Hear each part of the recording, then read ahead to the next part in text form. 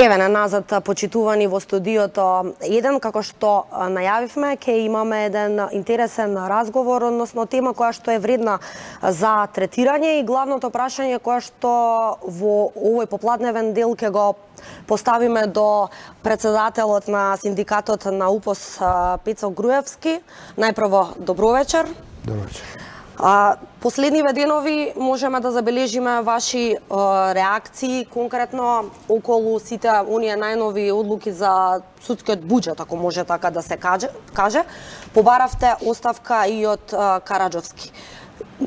Директно ве прашувам дали и кога би имало можни најави за штрајк во судовите, односно судските службеници? Па се ќе зависи дали во наредни денови ќе можеме да изнајдеме решение за проблемот кој не е од вчера, долгорочен е. Прво сакам да кажем дека во судството од 2000 година за судските службеници проблемите остануваат нерешени, кулминираат, најмногу штрајкови имаме во правосудството, односно во судската служба. Судиите си го решија својот проблем минатите години со платите, со закон, меѓутоа судската служба остана како сираче во правосудниот систем и единствен кој се грижи за нивните права е синдикатот, меѓутоа и покрај толку протести, и покрај толку штрајкови, се уште прашањето не е решено.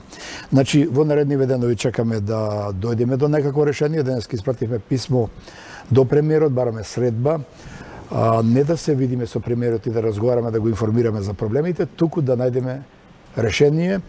Во овој момент можам да кажам дека едно од барањата донесување на закон, односно измени на законот за судска служба, со кој и судските службеници ќе имаат додаток на плата до 35%, денес добив информација дека влегува во процедура и ќе биде донесен наскоро. До кога им поставивте рок на властите да остварите средба? Било тоа мора да исклучува премиерот? Па мислам дека во оваа ситуација мора да биде премиерот од причини што ние точно пред година дена имавме средба со премиерот и го запознавме со проблемот. Значи, за време на штрајкот во 2006 година судските службеници беа незаконски казнети. Подоцна ќе објаснам зошто. Во неможност да го решиме проблемот со министерот за правда и министерот за финансии, побаравме средба и на неа учествуваат двајцата министри. Ни беше ветено дека парите незаконски земени на судските службеници ќе бидат вратени, меѓутоа само да се изнајде правна рамка, законска рамка за да тоа биде како што треба. Не случајно ве прашав до кога е рокот, бидејќи веројатно после тој рок, ако не ги исполнат барањата, само ова сакам да кажам. Помина година дена, не може да најдат правна рамка. Како синдикат понудивме решенија, спогодба со владата, спогодба со судски буџетски совет, све е неприфатливо, све е незаконски. А од друга страна сакам да кажам, парите за време на штрајкот, што се земени, се незаконски. Дозволете ми само да објаснам. Значи, во законот за судска служба седи за време на штрајк судските службеници ќе добијат 40% помала плата. Ние тоа го знаевме, штрајкувачите го знаеа и рекоа нека ни земат се, душата не може да ни земат. Штрајкувавме 60 дена. Господин Караџовски во првото писмо ги известува председателите на судовите и вели да им се издадат поединечни решенија на секој штрајкувач, што е законски, и да им се намали 40%. Меѓутоа, само 4 дена потоа се предомисли или некој од власта му нареди за да го скрши штрајкот, вели со наредба до благајната. Само ќе ви кажам една споредба. Никој на плата не може да ви одземе со устна наредба, со било што. Само со правосилна судска одлука и само со правосилно решение. Значи, тука господин Караџовски направи неголемата грешка и заради тоа бараме ние парите да се вратат, затоа што се незаконски земени. Ова е единствената забелешка која што имате за Караџовски? Не, имаме повеќе забелешки, тој прави многу грешки. Бидејќи паравте оставка. Да, па видите, со оваа постапка тој направи злоупотреба на службената положба. Ние по штрајкот веднаш понесовме преку јавното обвинителство кривична пријава.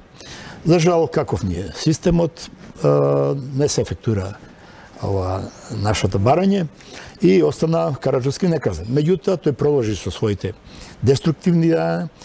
Во четвртокот, значи минатиот четврток, бевме викнати од министерката за правда, која сака да го реши проблемот и во улога на медијатор, бидејќи сегашна министерка, сегашна власт многу внимаваат на тоа да не се мешаат во судска власт, што е во ред.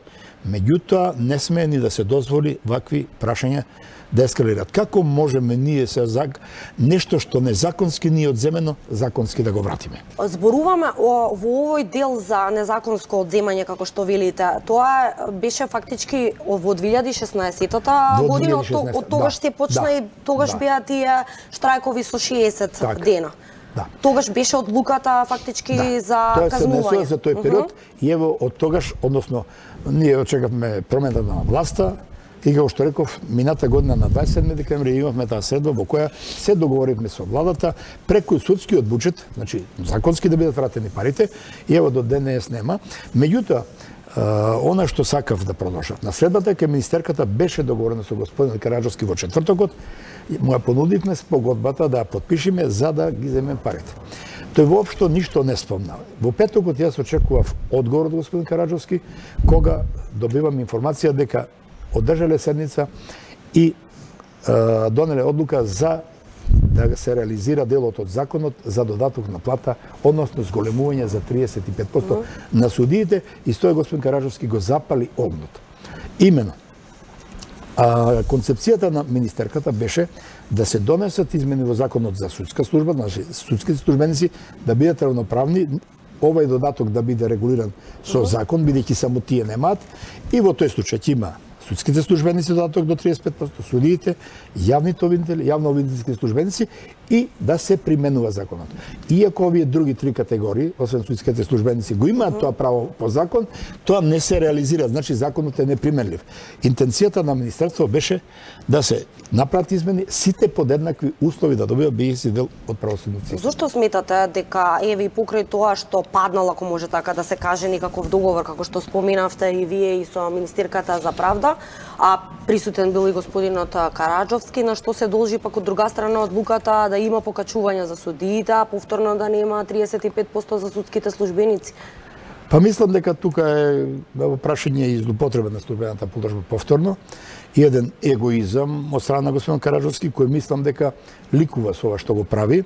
Мислам дека му направи задоволство тоа што ги казни работените, и јас мислам дека он нема доблест и сили да ја исправи својата грешка и да ги врати парите. Од друга страна, во петокот, носејќи одлуката за 35% додатоците на плата да се зголемат на судиите, тој прави повторна грешка.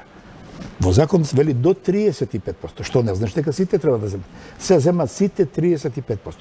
Друго, си додели и за советот, за судскиот совет 35%, а во законот нема основа дека и судиите во судскиот совет земаат. Не, само во основните апелационите, управниот суд, висшиот суд, врховниот суд и така натаму. Значи тоа е уште една злоупотреба на господин Караджовски и неводење сметка за судската администрација. Тој често знае да каже, јас сум за судиите, да, меѓутоа буџетот е заеднички, тој како председател на судскиот совет по функција е председател на судскиот буџетски совет, односно распределбата на парите. Ајде, бидејќи прилично јавно го нападнавте Караджовски, а можеби и наше што не реагиравме во тоа, во однос на обвинувањата, дали сите овие препокувања, кулминација на овие реакции се случува само преку тоа што од една страна имате изјави во медиумите вие, од друга страна тој, имате ли воопшто заеднички седнато и разговарано за овие проблеми? Вериков, седнавме во четврток кај министерката и мислам... Со господинот Караджовски? Да, мислам се договоривме, меѓутоа тој ја изигра довербата и на синдикатот и на министерката. Мислам дека би било добро да поканите министерката и да ви каже какво однесување имаше во четвртокот, а како се однесуваше во петокот. Значи, јас немам никаков личен анимозитет кон господин Караджовски. Меѓутоа, да не се покаже никаква волја и да се донесе одлука во еден момент која ги запали страстите, особено што сега денеска реагираат и вработените во јавните обвинителства, затоа што и тие ова право го имаат законски, а не добиваат само по 5%. Значи, тие имаат трпение да се донесат измените на законот за судска служба и од нова година да станат применливи законите и да се ги добиват како што треба сите додатоците. Господин Караджовски немаше трпение, избрза и донесе одлука со која доли масло на огнот кој веќе гореше. Од оно што може да се забележи барева за нас медиумите, досега нема можеби некоја и официјална реакција од судскиот нели буџетски совет, вклучително и од господинот Караджовски. Меѓутоа, дали еве доколку не се исполнат вашите барања, иако споменавте дека она што е добра вест на почетокот влегле во процедура овие 35%, меѓутоа прилично сте децидни во ставовите дека доколку не ви се исполнат барањата повторно на штрајк, може ли евентуално освен овие 35% уште нешто што дополнително барате да ви биде исполнето за да се смири топката? Значи тоа се клучните барања, клучно барање е законот и со тоа ќе се избориме како синдикат овие луѓе да конечно да ги добијат правата и да бидат равноправни со другите. Друго, не можеме да се помириме со фактот дека парите за време на штрајкот некој незаконски ги одзел и тие треба да се вратат. Доколку се направат овие две работи, едната веќе е во процедура, како што реков, мислам дека ќе работиме по порелаксирана атмосфера и нема причина зошто во овој момент да се искаже незадоволство. Меѓутоа, не одговорив на прашањето претходно во врска со штрајкот, доколку во наредниве денови не се изнајде решение, ние ќе го одредиме датумот за штрајкот. Верувам дека ќе има и протести улични. Огромно е незадоволството, да не кажам дека вработените се бесни и оправдано. И јас реков некни, после одлуката, не можам да гарантирам што ќе се случува во судовите. Колку луѓе од прилика се зафатени со? Па во судската администрација има негде околу 2400 вработени. Тоа е сепак голема бројка, тоа се семејства кои се оштети од прилика со по една плата. И сега само да направам една компарација. Со ова зголемување на дотатоците од 35%, еден судија во основен суд ќе земе најмалку 20 до 21.000 разлика. А просечната плата на судскиот службеник во судовите е 18.000. Значи само разликата на судијата во основен суд, да не зборуваме за апелација, за врховен и повисоките судови, ќе биде далеку поголема. Значи јас тука ја гледам неправдата која нанесува на овие луѓе. И се замислете, ево со најпрости збори да кажам. Ако вие заедно со мене сте гладни, вие јадете, јас не можам да ве гледам така. Значи работат во иста просторија, исти услови. Стручни соработници ги пишуваат одлуките. Во 2000 година имавме штрајк во правосудството во трајање од 10 дена. И тоа за банални работи, да речам беа. Власта не сакаш да попушти. Никако не сакаат да изнедат решение со кое ќе ги смира страстите. Напротив, само ги, како да кажам, ги дразнат вработените и од тогаш наваму се случува секое ново решение поголеми права за судиите. Судската служба остана да тапка во место. Само една споредба. Во 2000 година кога се штрајкуваше 80 дена, платите на судски службеници и судии беа навистина многу ниски и односот на судски службеник со судија беше 1:2, што беше исклучително ниско и за стручна служба, односно судските службеници и за судиите. Тоа беа многу ниски плати. Се залагавме за повисоки плати, дозволете, само ова споредба е многу битна. За да денеска таа разлика со овие зголемувања е 1:4. Значи, тие останаат на дното, судски службеници. Во меѓувреме, судиите издействува закон, добија јубилејни награди. За судска администрација нема. Порано кога се добиваше покрај платата превоз и исхрана, судиите добива по 5000, судски службеници по 2900. Значи, континуирано онеправдани и од извршната и од посебно од судската власт. Ако претходно искуствата и не беа баш добри со сојузот на синдикати, сега како стои работата? Сега имате поддршка од самиот ССМ? Па вака, ние сме самостоен синдикат, самостојно делуваме, во ССМ сме синдикат од обединети заради заеднички интереси. Да, меѓутоа знаеме претходно какви беа односите на... Морам да ви кажам искрено, воопшто во синдикално движење Македонија нема поддршка. Ние во 2000 година кога штрајкувавме од ССМ немавме поддршка нити сега. Секогаш сме биле осамени, меѓутоа мислам дека секогаш сме биле на прав пат.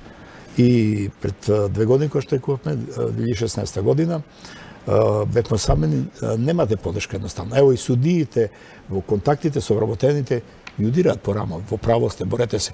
Меѓутоа, Сдруженијето на судиите, ниту еден председател не излегол јавно да каже поддршка, дека бараат, дека не сакаат да бидат одеправдани.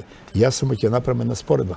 Со зголемување на платите се во некои дејности, да речеме во здравството, владата кажа дека за медицинските сестри ќе има зголемување на платите од септември за 5%, а за лекарите од 1 јануари 10%.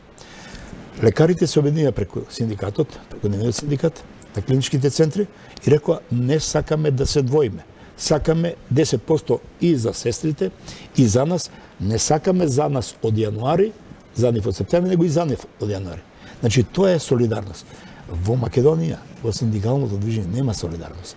Останувате сами да се борите. Господине Груевски, со оглед на тоа што веќе треба да го привршуваме, односно да го завршуваме овој разговор, нам ни останува да ви се заблагодариме за вашето гостување тука во отвореното студио 1 и секако еве да разјасниме малку кои беа вашите барања и позиции, секако во однос на вашите најави за штрајк. Останува да видиме каков ќе биде развојот на оваа ситуација. Благодариме уште еднаш. И се надеваме дека, нели, ако воопшто немате решение за дека ќе имате, ако немате, медиумот е отворен, можеме да ги сите овие работи да ги презентираме во јавноста, па на тој начин и да направиме еден своевиден притисок за... Јас се надевам дека мораме да најдеме решение и мора да има, затоа што доколку не се најде решение, и јавното обвинителство ќе покрене постапка за 35%. Ако не се реализира, тогаш ќе имаме штрајк и во обвинителство и тотална блокада на судскиот систем, што не е во ред и мислам дека можам да кажам дека на ваквите случувања може би има и некоја позадина. Толку Чаловски од нас, почитувани, ќе ви се заблагодариме за вниманието. Секако сега веќе ќе стартува оној забавниот дел од ова отворено студио. Така, возење со Вучиќ. Возење со Вучиќ, па потоа следуваат ексклузивците. И секако оно што Сергеј Варушлија, што верувам дека со нетрпение го очекувате, можност малку да се релаксирате. А од 19 часот во студиото се дружите со колегата Борјан Јовановски. Довидување од нас.